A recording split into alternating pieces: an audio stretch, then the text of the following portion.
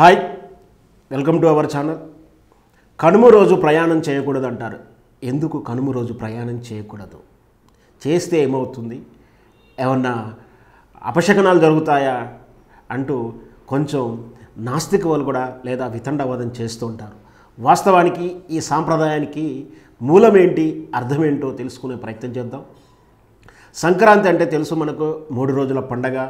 మొదటి రోజు భోగి, రెండవ రోజు సంక్రాంతి, మూడవ రోజు కనుము, ఇంకొన్ని ప్రాంతాల్లో 4వ రోజు ముక్క కనుము అని అంటారు. అంటే నాన్ వెజిటేరియన్ ముక్కలు కోసుకొని తినడం అనేది ముక్క కనుము కూడా అనుకుంటారు కొందరు. సరే, ముఖ్యంగా 3 భోగి, సంక్రాంతి, కనుము పండుగ చేస్తారు. భోగి రోజు తమ ఇళ్లల్లో పాత వస్తువులను లేదా పాత కలపను చిన్న మొక్కలను కాల్చి ఉదయం ప్రాంతాల్లోనే, అంటే సూర్యోదయానికి ముందే చలిమంటలు వేసుకోవడం, భోగి మంటలు వేసుకోవడం సాంప్రదాయం. ఉదయం భోగి మంటలతో పాటు ఆ రోజు చిన్నపిల్లలకు భోగి పండ్లు పోస్తూ పిల్లల యొక్క వేడుక చేస్తుంటారు కొన్ని ప్రాంతాలు. ఇంకొన్ని ప్రాంతాలలో ఆ రోజు బొమ్మల కొలువు కూడా పెడుతుంటారు. పిల్లల సంతోషం కొరకు పెద్దవాళ్ళతో కలుపుకొని బొమ్మల కొలువు వేడుక చేసుకుంటారు. రెండవ రోజు మకర సంక్రాంతి. ఈ మకర సంక్రాంతి రోజు అందరూ కూడా ఇంటిల్లిపాది పిండి వంటలు చేసుకొని తినడం, ఆ రోజు పరమాన్నం తినడం.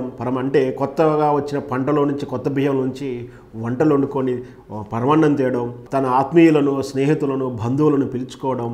ముఖ్యంగా ఇంటికి అల్లుళ్ళుంటే, ఆడపిల్లలుంటే వాళ్ళని పిలుచుకొని వేడుక చేస్తుంటారు.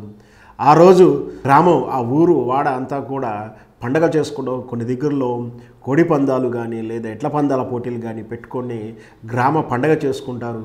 3వ రోజు కనుమ పండుగ. ఈరోజు సంవత్సరం అంతా కూడా వ్యవసాయం చేసి తమ పంట రాశులు అభివృద్ధి చెందడానికి కానీ సుఖ సంతోషాలు ఉండడానికి ఉపయోగపడినటువంటి, సహకరించినటువంటి తమ ఇంటి పాడి పశువులకు పూజ చేస్తూ కనుమ పండుగ చేసుకుంటారు. అంటే ఆ సంక్రాంతికి అంత పంట అంతా చేతికి వస్తుంది. అప్పుడు ఆ విరామము, ఈ మకర సంక్రాంతి దాటితే మళ్ళీ కొత్త పంటలు వెళ్ళడానికి వెళ్తుంటారు. కాబట్టి గత సంవత్సరం అంతా పనిచేసినటువంటి పాడి పశువులకు పూజ చేసుకోవడం కనుమ రోజు.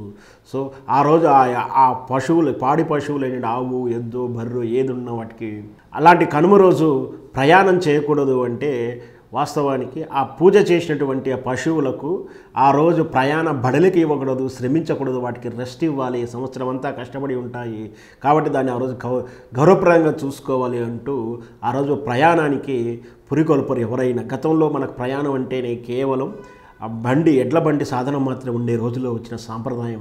ఈరోజు మోటారు వాహనాలు ఉన్నాయి. ఆ విషయం వేరైనప్పటికీ అదే సాంప్రదాయాన్ని పాటిస్తూ కనుమ రోజు ప్రయాణం చేయకుండా ఎక్కడైతే ఉంటారో, ఏ ఇంట్లో అయితే ఉంటారో, ఏ ఊర్లో అయితే ఉంటారో ఆ ఊళ్ళో ఉండటానికి ఇష్టపడతారు. దాంట్లో ఉన్నటువంటి రహస్యం అదే.